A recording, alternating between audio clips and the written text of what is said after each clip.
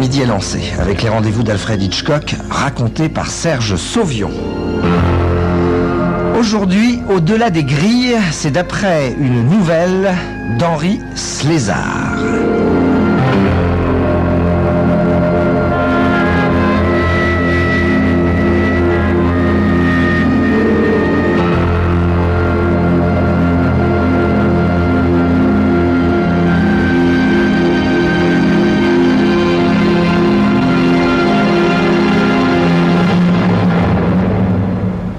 Corona entend le gardien s'approcher. L'homme glisse la clé dans la serrure et ouvre toute grande la porte de la cellule. « C'est l'heure, Harry. Suis-moi. » Corona se lève de son lit. Quelques heures plus tôt, il a troqué son uniforme de prisonnier contre des vêtements de ville. « C'est bien le seul cadeau qu'on m'ait fait ici, » pensa-t-il en enfilant le costume. Maintenant, il marche dans le couloir qui mène à la liberté. Il a pour seul bagage un petit sac de plastique contenant ses affaires de toilette. Au milieu du couloir, le gardien s'arrête. Il se retourne en souriant vers Harry. « Encore un moment de patience, mon gars. Tu dois voir le directeur avant de sortir. » Le gardien ôte sa casquette et frappe à une porte. Après avoir passé la tête à l'intérieur, il introduit Corona dans le bureau du directeur. « Entrez, Corona, entrez !» Le directeur s'est levé pour venir à sa rencontre. Il sourit. « C'est bien la première fois que je vois sourire ce salaud, » se dit Harry. « Alors, Corona, ça n'a pas été trop long, ces 20 ans ?»« Bon, on se fait à tout, monsieur le directeur. »« Allons, allons, Corona, appelez-moi Wallace. » Puisque vous êtes maintenant un homme libre, il n'y a plus de directeur ici. Il n'y a plus qu'un ami qui veut vous aider. Wallace le dégueulasse, songe Corona. Voilà le surnom qu'on te donne dans les cellules, mon salaud. Qu'allez-vous faire désormais? Poursuit Wallace. Comme tout le monde, répond Harry, je vais chercher du travail. Voulez-vous des adresses, Corona? Vous avez appris l'ébénisterie en prison. Nous pouvons vous aider à démarrer. Non, non, merci, monsieur le... Enfin, je veux dire, Wallace, je vais me débrouiller. Comme vous voudrez, mon vieux. Vous êtes libre, comme on dit. Mais surtout, ne restez pas inactif. Ce serait le meilleur moyen de recommencer à faire des bêtises. Je vous aime bien, Corona. Ça m'embêterait d'avoir à vous héberger une nouvelle fois. En fait, se dit Harry, je suis sûr que tu crèves d'envie de me renvoyer dans ma cellule. Mais tu peux compter là-dessus, Wallace. C'est bien la dernière fois que je vois ta gueule de rat. Au fait, demande le directeur, vous avez de la famille? Vous avez une femme qui vous attend? Harry serre les poings. Il sait que ce salaud de Wallace est en train de lui balancer une dernière vacherie. Oui, j'ai une femme. Tiens, elle n'est pas beaucoup venue vous voir pendant votre détention, dites-moi. Il est vrai que 20 ans, c'est si long. Enfin, espérons que tout se passera pour le mieux. Oh, j'oubliais, je vous dois 85 $. Il ouvre un tiroir et en tire une liasse de billets. Voilà ce que vous avez gagné en prison. Harry prend les billets. Il a un sourire amer. Excusez-moi, Wallace, mais est-ce que ça ne faisait pas 150 $ en tout? Oui, en principe, si, mon bon ami. Mais nous avons dû vous acheter un costume. Nous n'allions pas vous laisser sortir en uniforme, tout de même. Bien sûr, répond Henry. Bien sûr, je comprends. Sans attendre que le directeur le lui propose, il se lève. Il a tout à coup une furieuse envie de donner un coup de poing à cette ordure et il préfère partir avant de ne plus pouvoir se contrôler. De toute façon, dit le directeur en l'accompagnant vers la porte, de toute façon, vous ne devriez pas avoir trop de problèmes d'argent, pas vrai? On n'a jamais retrouvé l'argent du hold-up. Et ce n'est pas aujourd'hui, j'imagine, que vous allez me dire où se trouve la cachette. Je n'ai pas participé à ce hold-up, monsieur. C'est une erreur judiciaire. bien sûr, bien sûr. Sourit Wallace. Vous êtes innocent, comme la plupart de mes prisonniers. Enfin, tout est bien qui finit bien, puisque vous sortez aujourd'hui. Wallace tend la main à Harry, mais celui-ci ne la prend pas. Alors, le regard du directeur se glace. Et il lui dit... Un conseil, mon vieux. Ne revenez jamais ici, où je m'occuperai personnellement de vous. En passant les grilles de la prison, Harry Corona aspire l'air à plein poumon, puis, sans plus attendre, il saute dans un car pour quitter la ville. La route s'enfonce en pleine campagne. Arrivé dans un petit village, après une demi-heure de trajet, Harry descend du car. Il jette un coup d'œil alentour et sourit. Eton n'a pas beaucoup changé en 20 ans, on dirait. Espérons que la statue de Lincoln est toujours à sa place. Il marche dans la grande rue entre deux rangées de petits pavillons, puis il oblique dans une ruelle qui mène aux portes du village. La statue de Lincoln est toujours là, au bout de la ruelle. Harry s'approche d'elle. Il y a 20 ans, après le hold-up, il n'a pas eu le temps de chercher longtemps pour trouver une cachette convenable. Il était là, sur la petite place, lorsqu'il a entendu les sirènes des voitures de police qui approchaient. Alors, il s'est débarrassé de son argent au plus vite. Mais il faudrait un miracle pour qu'il soit encore là. Corona se penche au pied de la statue de Lincoln. Le socle est recouvert d'herbes sauvages. Il les arrache, puis il soulève une pierre blanche décelée. Il sourit. La petite mallette est bien là, rongée par la moisissure et complètement délavée. Il tente de l'ouvrir, mais la serrure est rouillée. Il tire furieusement dessus. Finalement, elle cède. Les coupures sont dans la mallette, bien rangées comme au premier jour. 30 000 $ en billets usagés. De quoi repartir du bon pied. Il regagne lentement la grande rue après avoir ficelé sa mallette avec sa ceinture. Il ne veut pas rentrer tout de suite chez lui. Chez lui. Il sourit amèrement. Il peut difficilement appeler de cette manière une maison où il n'a pas mis les pieds depuis 20 ans. Tout à coup, il songe à sa femme, Edith. Elle avait 25 ans lorsqu'il l'a vue pour la dernière fois. Pourquoi ne lui a-t-elle jamais rendu visite en prison? Non, elle a certainement refait sa vie, se dit-il. Tous les hommes du village en étaient amoureux, jadis. Elle n'a eu que l'embarras du choix. Harry imagine sa femme au bras du pharmacien ou du notaire d'Eton, et il se dit tristement qu'elle ne le reconnaîtrait même pas s'il se croisait dans la rue. Une autre pensée lui ronge le cœur. Edith était enceinte lorsqu'il a été pris. Qu'est-il arrivé à ce petit bébé? Est-ce une fille ou un garçon? Il ne sait même pas cela. Harry a les larmes aux yeux. Il ne sait pas où aller. Il y avait bien un bar jadis dans le coin, mais va savoir ce qu'il est devenu. Dans le temps, il était tenu par un ami de Harry, Jim Sullivan. Combien de cuites ils ont pu prendre ensemble? Combien de nuits ils se sont poursuivis jusqu'au petit matin avec ce bon Jim Sullivan? À ce souvenir, Harry se sent la gorge sèche.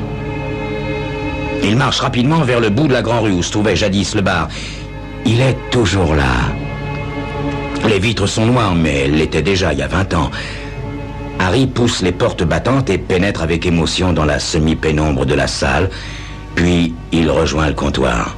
« Qu'est-ce que ce sera ?» lui demande un garçon. « Un whisky » répond Harry. « Un Wild Turkey » et il a envie d'ajouter « comme d'habitude ». Mais le garçon lui répond « Désolé, monsieur, on fait pas cette marque-là. » Ben, tant pis, donnez-moi ce que vous avez. Mais quand même, vous voulez pas prévenir Jim que je suis là? Je suis sûr qu'il aura bien une bouteille de Wild Turkey pour moi. Je m'appelle Harry Corona. Jim? Demande le garçon en écarquillant les yeux. Jim comment? Un homme plus âgé, derrière le comptoir, a entendu leur conversation. Il s'approche en souriant. « Bonjour, monsieur, dit-il à Corona.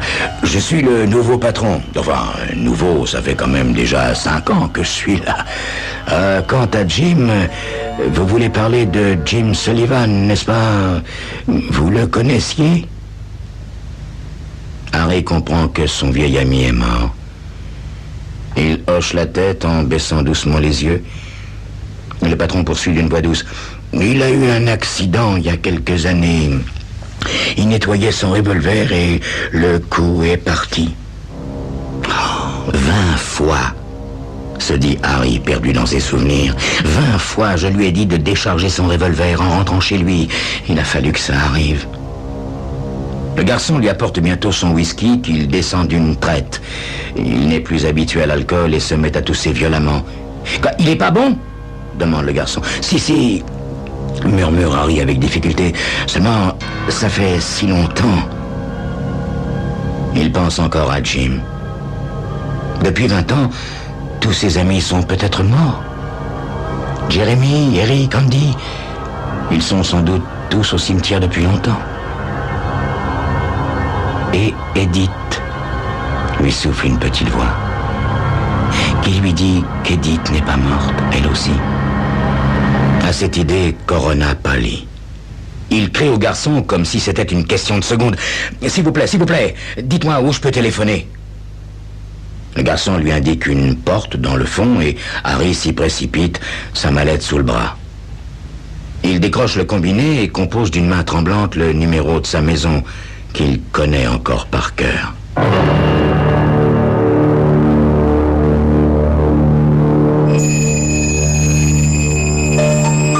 Pauvre Harry. Il n'aurait jamais dû refaire le chemin à l'envers. Dans quelques instants, bien des surprises l'attendent.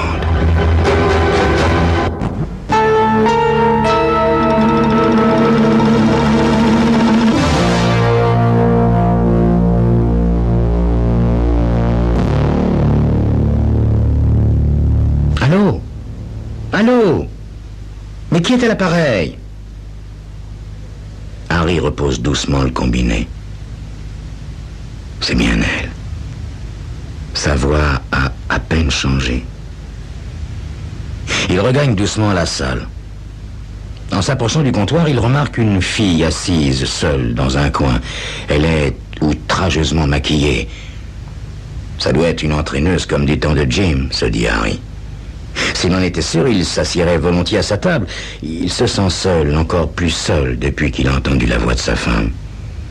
Heureusement, c'est elle qui se lève, et sans plus de cérémonie, elle vient s'asseoir sur un tabouret près de lui. « Alors, papa ?» lui dit-elle en triturant un collier de perles bon marché qu'elle porte au cou. « T'as l'air tout perdu. T'es pas d'ici ?»« Si, » répond-il. « Mais ça fait longtemps que je suis pas venu. Excusez-moi, j'ai pas bu depuis une éternité. » Il se prend la tête à 2 mains car la salle se met à tourner autour de lui. « C'est rien, papa, » poursuit-elle d'une voix douce. « T'as juste besoin d'un peu de pratique, voilà tout. Patron, remettez-nous 2 whisky. » Elle a raison. Le second verre passe beaucoup mieux et le 3e, Harry le boit déjà comme du petit lait. « Allons nous asseoir à une table, tu veux ?» dit la fille.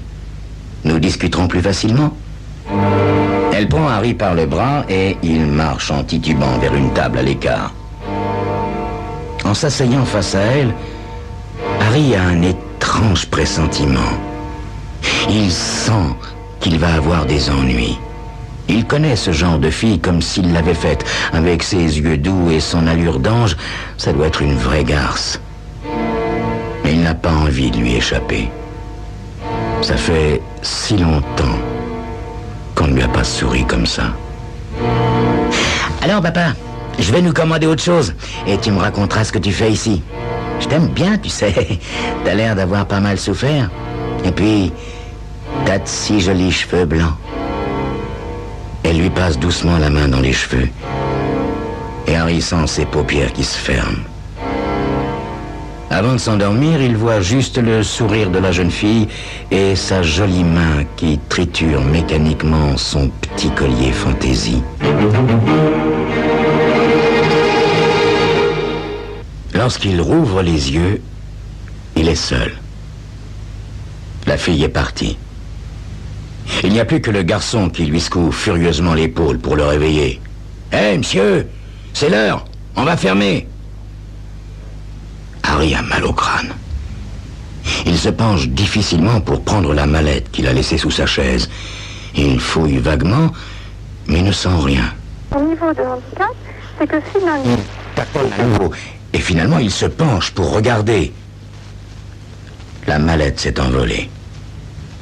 Harry se redresse brutalement. Et enfin il se souvient de la fille. Sale petite garce. Mais au fait, elle travaille ici. Ah oui, elle pousse les clients à boire, puis elle les dévalise. Le patron est sûrement dans le coup. Harry attrape le garçon par le revers de sa veste et commence à le secouer. « Tu vas me dire où est partie la fille, hein? Tu vas me le dire, où habite-t-elle? Réponds !»« Mais vous êtes complètement bourré !» réplique le garçon en se dégageant brutalement. « Je la connais pas, moi, cette fille. C'est la première fois qu'elle vient ici. » Harry essaie de l'attraper à nouveau, mais le garçon lui saisit le bras et lui fait une clé. « Eh, pas d'histoire, monsieur, hein ?» lui dit-il en le poussant vers la sortie. « Vous allez rentrer tranquillement chez vous et prendre une bonne douche froide. Ça vous fera le plus grand bien. » Le garçon le pousse brutalement dans la rue. Puis, il tire le rideau de fer qui protège le bar. Harry se relève et commence à tituber. Il est hagard. Cet argent, il le voulait pour sa femme et son enfant. C'est pour eux qu'il a toujours refusé d'admettre le hold-up, provoquant ainsi la colère des jurés. Avec ces 30 000 $, il espérait secrètement que sa femme lui pardonnerait et qu'ils pourraient reprendre leur vie d'avant. Mais maintenant, tout est fini. Harry n'a plus qu'une envie, se foutre à l'eau. Pourtant, sans s'en rendre compte, il marche lentement vers la maison où vit Edith. Une fois arrivé devant l'entrée, il s'arrête. Il voit de la lumière derrière les rideaux et des ombres qui passent. Elle a sûrement refait sa vie, se dit-il en serrant les poings. Son cœur se met à battre violemment. Va-t-il oser? Va-t-il oser sonner à cette porte après une absence de 20 ans? Il imagine un homme qui l'accueille avec un sourire étonné et, au loin, Edith qui demande « Qui est-ce, chérie ?» Il s'approche doucement de la porte, mais soudain, elle s'ouvre. Une femme sort, sans remarquer sa présence, mais lui la reconnaît aussitôt. Sa silhouette, sa démarche. « Edith !» murmure-t-il. La femme s'arrête, étonnée. Elle tourne les yeux vers lui, mais hésite à s'approcher. Finalement, elle demande « Qui êtes-vous » ? « C'est moi. C'est moi, Edith. » La femme commence à marcher rapidement. Comme Harry la suit, elle se retourne et s'écrie « Laissez-moi tranquille ou vous aurez affaire à mon mari !» À ces mots, Harry s'arrête et baisse la tête. « Mais c'est moi, Edith. » Elle s'apprête à repartir, mais soudain, elle a un doute. Elle connaît cette voix. Mais c'est impossible. Elle fait marche arrière et, de la main, elle relève doucement le visage de Corona. « Harry, c'est bien toi ?» Il hoche doucement la tête. « Vaut mieux que je m'en aille, Edith. Je voulais pas te déranger. »« Attends, Harry. Est-ce que tu sais seulement où tu vas dormir ?» J'ai gagné 85 $ en 20 ans. Avec ça, je tiendrai bien quelques jours. Tu veux venir à la maison ? Demande-t-elle. Je peux pas te laisser seul dans les rues, sans nulle part où aller. Je ferai pas ça à un chien. Le divan est toujours à sa place, tu dormiras dessus. Il n'est pas très confortable, mais je pense que ça ira. Merci, Edith, mais quoi, qu'y a-t-il ? Je veux pas vous déranger, toi et ton mari. Edith éclate de rire. Elle passe la main dans les cheveux d'Harry. Ne dis donc pas de bêtises. Nous ne nous sommes jamais mariés tous les deux et pourtant, mon seul mari, c'est toi. J'ai inventé cette histoire parce que j'avais peur. Mais alors, tu vis seul ? Seul, oui. Enfin, avec ma fille, notre fille. Oh, faut pas m'en vouloir, Harry. Je suis jamais venu te voir parce que je voulais la laisser en dehors de tout ça, tu comprends? Je voulais pas qu'elle sache que son père était en prison. Ça va pas être facile pour toi de la retrouver. Elle te ressemble pas beaucoup. Elle est tellement sage. Si tu le veux, Edith, je l'aimerais comme elle est. Elle sera ma fille. J'ai tellement rêvé de la voir quand j'étais là-bas. Ils commencent tous deux à retourner lentement vers la maison. Insensiblement, Harry se rapproche d'Edith. Bientôt, leurs mains se frôlent. Ensuite, elles se joignent. Et avant d'atteindre la maison, ils s'embrassent plusieurs fois, longuement. Enfin, en arrivant devant la porte, ils se tiennent tendrement par l'épaule, comme il y a 20 ans. « Je vais appeler Angela », dit Edith. « Tu verras, tu l'aimeras. Angela! Angela !» Dans l'ombre, Harry voit s'approcher une jeune fille. Elle a des couettes et porte une jupe plissée. Harry est très inquiet. Ils n'ont peut-être rien en commun, elle et lui. Mais soudain, il la reconnaît. Son image surgit dans ses souvenirs. Elle aussi le reconnaît. Et elle triture nerveusement son petit collier fantaisie. Oh, elle n'a plus l'air d'une entraîneuse. Maintenant, on lui donnerait volontiers le bon Dieu sans confession. Elle le regarde avec inquiétude. Il s'approche d'elle en souriant et la prend soudain dans ses bras. À l'oreille, il lui murmure « Appelle-moi donc papa, comme tout à l'heure. »